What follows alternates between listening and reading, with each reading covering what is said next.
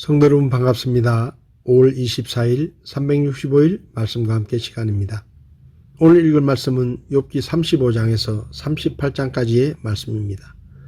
35장은 욥이 극심한 고통 가운데 이해할 수 없는 하나님의 섭리와 침묵하신 것에 대해 고민하는 말에 대해 반론하며 비판하는 엘리후의 세 번째 변론입니다. 엘리후는 욥의 두 가지 질문에 대해 답변하는데 의로운 행실의 유익이 무엇인가에 대한 답변과 하나님께서 어찌하여 기도에 응답하지 않으시는가에 대해 변론합니다. 36장에서는 엘리후의 변론이 계속해서 이어집니다. 엘리후는 공의롭게 세상을 다스리시는 하나님에 대해 증거합니다. 그 공의롭게 다스리시는 하나님께서 의인에게 고난을 허락하시는 이유와 인간을 벌하시는 목적에 대한 자기 생각을 이야기합니다. 엘리후는 욥의 상황 변화에 대해 묘사함으로 욥에 대해 더 적극적으로 언급하고 욥에게 환난의 목적을 받아들이고 악을 선택하지 말 것을 경고합니다. 그러면서 엘리후는 헤아릴 수 없는 하나님의 위엄의 길에 관해 이야기합니다. 37장은 36장과 연결되는데 여기서 엘리후는 하나님의 위대하신 능력을 노래하고 있습니다. 엘리후는 하나님이 자연계를 통해 나타나는 자연현상을 축복의 방편이나 심판의 방편으로 사용하셔서 세상을 공의로 통치하신다는 어려운 신비에 관해 이야기합니다. 하나님의 위엄이 부분적으로 폭풍의 힘과 목적을 통제하시는 역사 속에 드러난다고 합니다. 이어 엘리후는 하나님의 위엄에 초점을 맞추고 욥이여 이것에 귀를 기울이고라고 욥에게 경청할 것을 촉구합니다. 측량할 수 없는 하나님의 지혜에 관해 이야기하며 욥이 하나님 앞에서 불평한다고 합니다. 이어 엘리후는 폭풍 후에 하늘이 말씀하게 되었을 때 오는 빛을 두려운 위엄이 있고 단순히 찾을 수 없으며 권능이 지극히 크고 옳은 것을 결코 굽히지 않는 하나님으로 비유합니다. 38장에서는 드디어 하나님께서 침묵을 깨뜨리시고 폭풍 가운데 욥에게 말씀하십니다. 38장부터 41장까지는 욥기의 핵심이라고 할 수 있는 하나님의 말씀이 나옵니다. 지금까지 침묵을 지키시던 하나님께서 폭풍 가운데 나타나 욥을 비롯한 사람들에게 말씀하시기 시작합니다. 하나님은 폭풍 후 가운데서 욥에게 말씀하기 시작하시는데 먼저 욥에게 질문을 던지십니다. 그 가운데 한 가지 질문은 3장에서 자신의 생일과 출생을 탄식했던 욥에게 동일한 출생 언어를 사용하며 우주의 탄생에 대해 물으시는 것입니다. 12절에서 38절까지 하나님은 욥에게 욥 자신이 수시로 경험하는 피조물의 요소들을 다스릴 지식이나 능력을 갖고 있는지 물으십니다. 그 가운데 하나님은 분명한 대답을 촉구하시면서 하나님 자신이 공의 및 심판과 관련하여 행하시는 것을 충분히 볼 수 없다는 사실을 상기시켜 주십니다. 이어 모든 피조물에게 섭리하시는 하나님, 수분의 생성과 변화를 다스리시는 하나님, 별들과 자연현상을 다스리시는 하나님, 지혜와 총명을 주관하시는 하나님, 끝으로 동물들을 다스리시는 하나님에 대해 말씀합니다. 오늘 제 마음에 와닿은 말씀은 욥기 26장 24절의 말씀입니다.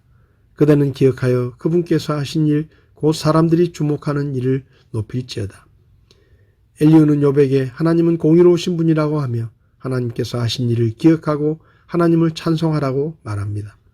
이사야 43장 21절을 보면 이 백성은 내가 나를 위하여 지었나니 그들이 내 찬양을 전하리로다 라고 말씀하며 하나님께서 사람을 창조하신 이유가 하나님을 찬송하게 하기 위해서라고 말씀합니다.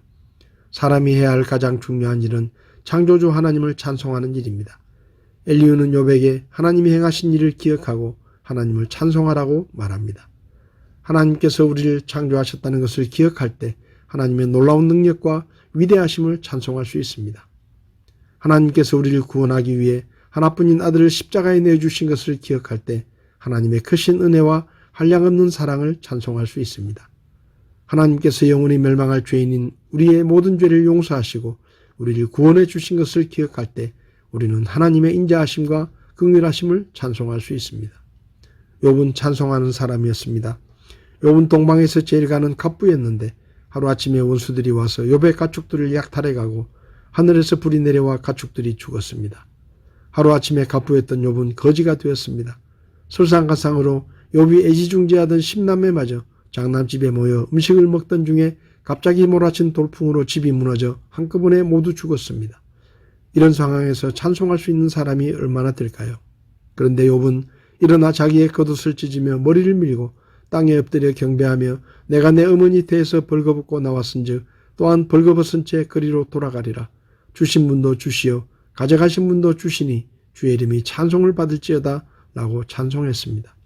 요즘식으로 말하면 욥은 엄청난 축복을 받고 신앙생활 잘하다가 하루아침에 모든 소유와 10남매를 한꺼번에 잃는 재앙을 당했는데 그런 재앙을 겪고도 하나님을 원망하고 교회를 떠난 것이 아니라 오히려 하나님을 찾아와 예배를 드리고 찬양했다는 말입니다. 욥이 찬송할 수 있었던 것은 자기에게 일어난 모든 일이 하나님이 하신 일이라는 것을 바라볼 수 있는 믿음이 있었기 때문입니다. 성도 여러분, 우리가 하나님께서 우리를 사랑해 주신 것과 멸망에서 구원해 주신 것, 지금까지 우리를 도와주시고 지켜주시고 우리의 필요를 채워주셨다는 것을 기억한다면 언제 어디서든 하나님을 찬송할 수 있을 것입니다. 오늘 하루도 하나님께서 지금까지 우리에게 베풀어 주신 일들을 기억하고 생각하며 하나님의 크고 위대하심을 찬송하고 그 크신 사랑과 은혜를 찬송하며 하나님을 높이고 영광을 돌려드릴 수 있기를 바랍니다. 오늘 우리에게 베푸신 하나님의 은혜를 기억하며 하나님께서 행하신 일들을 기억하며 하나님께 영광을 돌리고 찬송으로 주님을 찬양하는 하루가 될 수 있기를 바랍니다. 5월 24일 365일 말씀과 함께 오늘도 함께 해주셔서 감사합니다.